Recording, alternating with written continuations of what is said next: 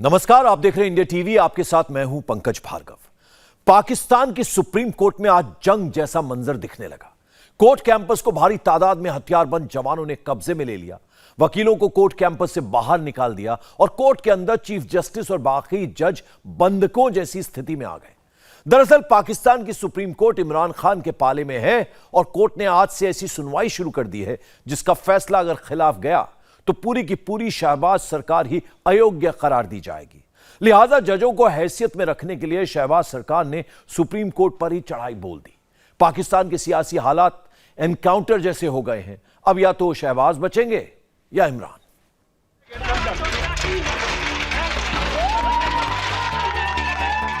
पाकिस्तान की supreme court जंग का मैदान बन गई है। हालात ये बन गए हैं कि सुप्रीम कोर्ट में कभी भी गोलियां चल सकती हैं। पाकिस्तान में न लॉ न ऑर्डर।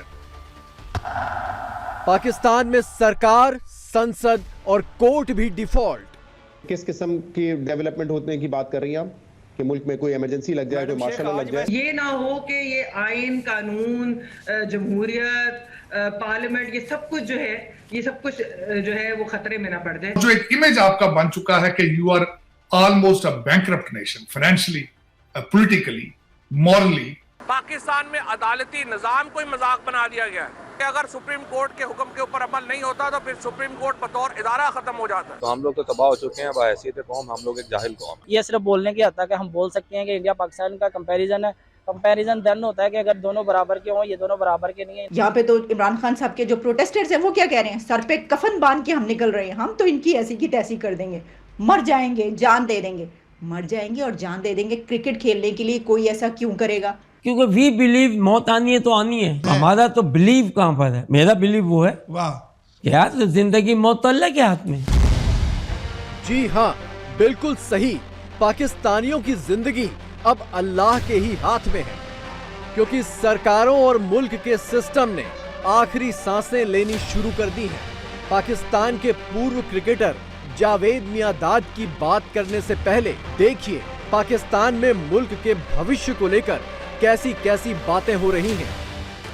आप कोई इंतहाई डेवलपमेंट होते हुए देखते हैं, जिस तरह की कुछ कयास आराइयां भी हो रही हैं? जैसे किस किस्म की डेवलपमेंट होने की बात कर रही हैं आप कि मुल्क में कोई इमरजेंसी लग जाए, कोई मार्शल लग जाए? काल को इतना ज्यादा तसादुम बढ़ जाएगा कि कोई भी चीज, सुप्रीम कोर्ट का कोई भी जो फैसला है उसको दूसरे इदारे अगर मानने से और इम्प्लीमेंट करने से इनकार कर देंगे। ये ना हो कि ये आइन, कानून, जमहूरियत, पार्लियामेंट, ये सब कुछ जो है, ये सब कुछ जो है वो खतरे में ना पड़ जाए। मेरे महबूब कायद उम्रा के लिए सऊदी अरब पहुंच चुके हैं, नवाज शरीफ साहब।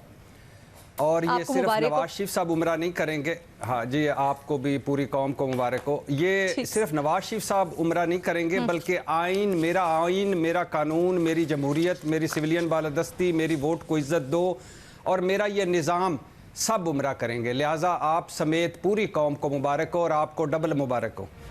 शरीफ कुनबा उम्रा के नाम पर सऊदी अरब में जुटा है। लंदन से नवाज आए और पाकिस्तान से बेटी मरियम गई, साथ में खैरात का कटोरा भी गया और इधर पीछे पाकिस्तान में आग लगने की हालत बन गई है। सुप्रीम कोर्ट के गेट पर लातें मारी जा रही हैं। कोर्ट कैंपस में गोलियां चलने की नौबत दिख रही है। देखें, ये चोर, ये डाकू, ये नौकर, ये बांदरी हमें नहीं रोक सकी और हम जो है वो, ये आज़ादी हमारा हक है, ये मुल्क हमारा है और हमें यहाँ पे कोई नहीं रोक सकता। यहाँ ये है हमारी वकला की पावर। हम क्या चाह रहे हैं? सिर्फ एक पीसफुल प्रोटेस्ट चाह रहे हैं और जो है ना, हम यहाँ पे मुल्क की आज़ादी के लिए खड़े हुए हैं। असल में ये लोग चाहते हैं कि हम इस तरह का कोई कदम उठाएं, जानबूझ के ऐसी हर्डल क्रिएट करते हैं और ये हमारे साथ जान की ऐसी शरारत। अगर देख, पाकिस्तान सुप्रीम कोर्ट और शहबाज सरकार में आर पार की जंग छिड़ गई है। सुप्रीम कोर्ट के आदेश को पाकिस्तान की संसद ने खारिज कर दिया था। संसद के इस प्रस्ताव के खिलाफ सुप्रीम कोर्ट ने 8 जजों की बेंच बिठा दी है। शहबाज सरकार ने दबाव बनाने के लिए आज सुप्रीम कोर्ट के गेट बंद करवा दिए, वकीलों को कोर्ट कैंपस से बाहर करके हथियार बंद पुलिस तैनात कर दी।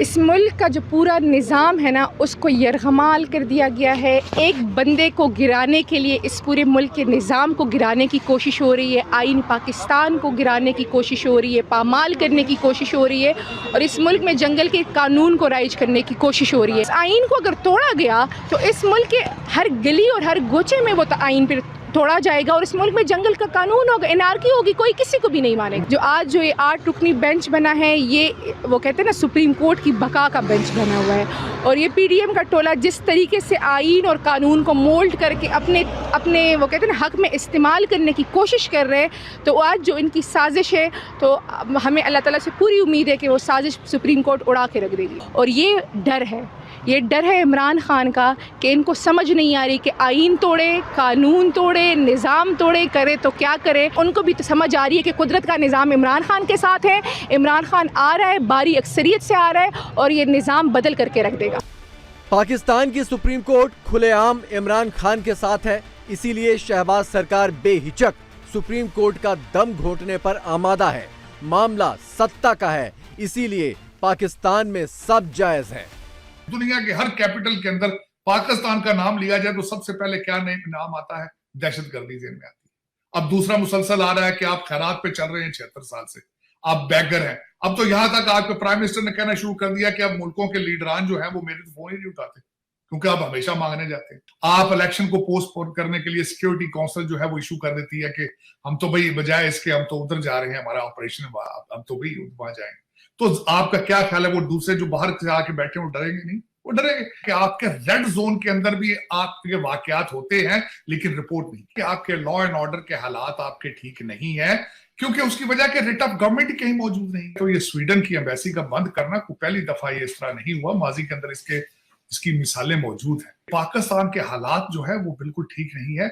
वेस्टर्न दुनिया आपसे डरती भी है, खौफजदा भी है और जो एक इमेज आपका बन चुका है कि you are almost a bankrupt nation, financially, politically, morally.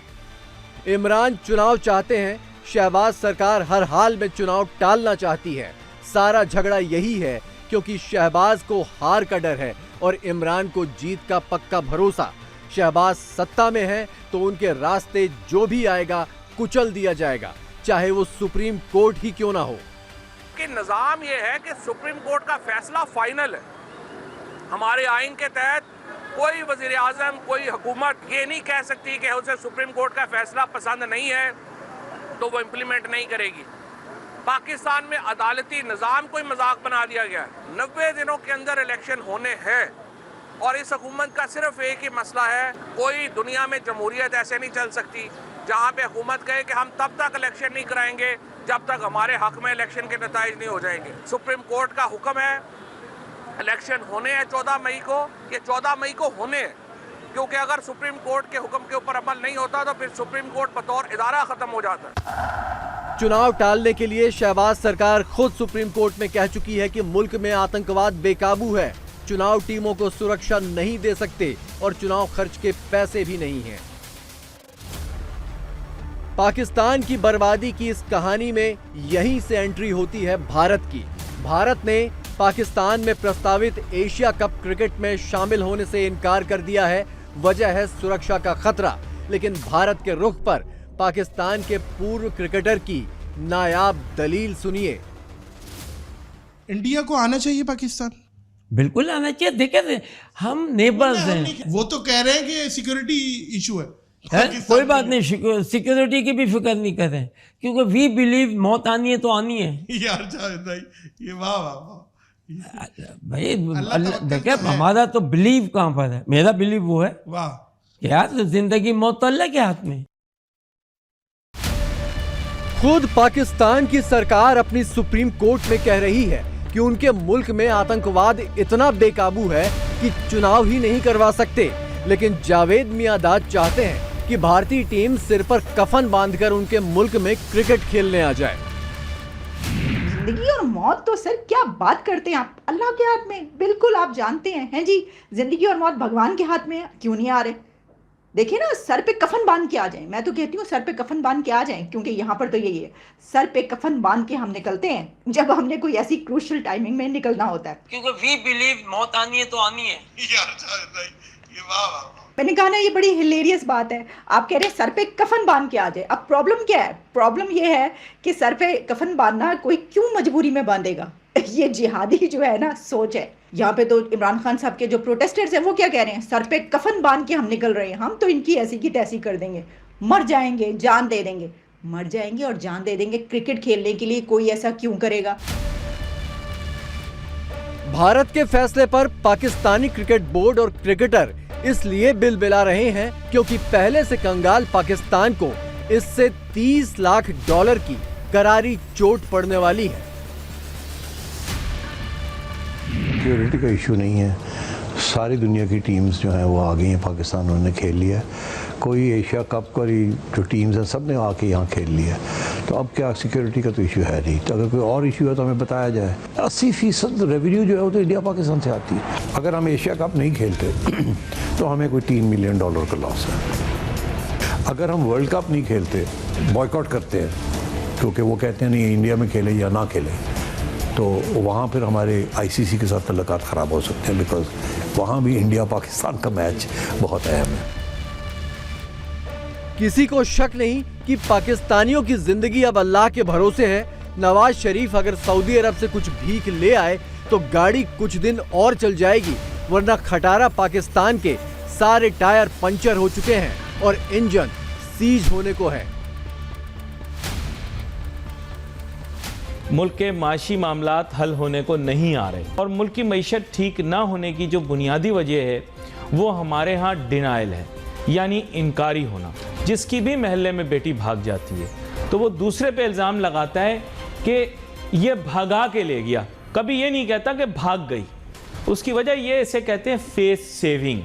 अपने हाथों गलतियाँ इतनी सारी कर दी हैं, अब उसका ब्लेम IMF पे डाल रहे हैं। IMF पे क्या ब्लेम डाल रहे हैं? IMF ने बड़ी सख्त शराइत रखी हैं बाबू, IMF रोज शराइत बदल देता है बाबू। मैं लोगों को कहता हूँ कि दे दो, खैरात के तौर पे दे दो कर्जा। यहाँ इस कौम के अंदर अगर आपने किसी को दे दिया तो बस फिर आप सारी ज़िंदगी एक ही काम करते रहेंगे, यार मेरे पैसे दे दे, यार मेरे पैसे दे दे, यार मेरे पैसे दे दे, और वो लौटाएगा नहीं। पाकिस्तान में ना आटे की कतारें खत्म हो रही हैं, ना इन कतारों में मचने वाली भगदड़ें और ना इन भगदड़ों में होने वाली बेगुनाहों की मौतें। आज़ादी के 75 साल बाद भी अपने मुल्क का ये हाल देखकर आम पाकिस्तानी अपनी सरकारों को कोसे ना तो क्या करें। India is the 5th largest economy. एक साथ हम लोग आजाद हुए, 75 years of independence and now India has made a big change. जहाँ पे इक्वलिटी होती है वहाँ पे जो है कंपेयरिंग होती है, हमारी उनके साथ जो है कोई इक्वलिटी नहीं है और कोई मतलब कहते हैं हम लोग कंपेयरिंग नहीं कर सकते। वो किस तरह से नहीं कर सकते, उसकी वजह ये है जी, अगर आप हमें एज अ कौम देखें तो हम लोग तो तबाह हो चुके हैं बहैसियत कौम, हम लोग एक जाहिल कौम है जी। ये कम्पीट वाली बात तो बिल्कुल भी नहीं है। पाकिस्तान का कोई किसी को, पाकिस्तान इंडिया से बिल्कुल भी कम्पीट नहीं कर सकता क्योंकि इंडिया बहुत आगे है और पाकिस्तान बहुत पीछे है। ये सिर्फ बोलने की हद तक है। हम बोल सकते हैं कि इंडिया पाकिस्तान का कंपैरिजन है। कंपैरिजन देन होता है कि अगर दोनों बराबर के हों, ये दोनों बराबर के नहीं है, ना ये कंपैरिजन है। और इंडिया अपने आप में उन्होंने अपना आप दिखाया और दुनिया पे उन्होंने अपना मुल्क का एक नाम बनवाया है कि हम इंडिया है। इस वक्त जो है पाकिस्तान की हालात बहुत ही ख़राब है कंपैरेटिवली इंडिया पाकिस्तान के, तो बिल्कुल हालात ऐसे हैं कि ना होने के बराबर हैं। पाकिस्तान के हुक्मरानों से कश्मीर नाम का वो अफीम भी छिन गया है जिसे चटाकर वो कंगाली और भुखमरी से आवाम का ध्यान भटका देते थे। कश्मीर में आतंक के खात्मे और विकास की कहानियां अब पाकिस्तानी खुद सुना रहे हैं। कश्मीर में जो हाईवेज पे दोस्तों काम हो रहा है ना, इनक्रेडिबल। इतने जबरदस्त किस्म के हाईवेज कश्मीर में बन रहे हैं और इंफ्रास्ट्रक्चर होगा तो डेवलपमेंट होगी ना। आने वाले सालों में सबसे ज्यादा इन्वेस्टमेंट जो अब आने वाली है ना भारत के अंदर किसी रीजन में आने वाली है तो वो कश्मीर ही है। सबसे ज्यादा हाई इन्वेस्टमेंट, सबसे ज्यादा फायदा भी कश्मीर से ही होगा। यहाँ तक कि पाकिस्तानी भी अब सच जानते हैं कि वहाँ पर डेवलपमेंट हो रहा। हाँ, कुछ उनके पॉइंट्स होते हैं जैसे कश्मीर को आजाद करो, कश्मीर को अब कौन पत्थर मारता है, अब कितने लोगों की जानेगी, तो हाँ ये सच है। और जहाँ पर पत्थर की बात है वो हर इंसान ही मारता था, वो इंसान मारता था जिसको पैसे दिए जाते थे। करेक्ट है। पाकिस्तान के लिए आर्थिक तबाही से भी ज्यादा खौफनाक ये है कि उसके नाम मात्र के डेमोक्रेटिक संस्थान और एजेंसियां भी बारी बारी से तबाह होती जा रही हैं और मुल्क फिर से फौजी तानाशाही की ओर बढ़ रहा है। अगर अब की बार ऐसा हुआ तो बतौर मुल्क पाकिस्तान दोबारा नहीं उबर पाएगा। इंडिया टीवी हर वक्त हर जगह डाउनलोड करने के लिए सर्च करें India TV news Google play store या ऐप स्टोर पर।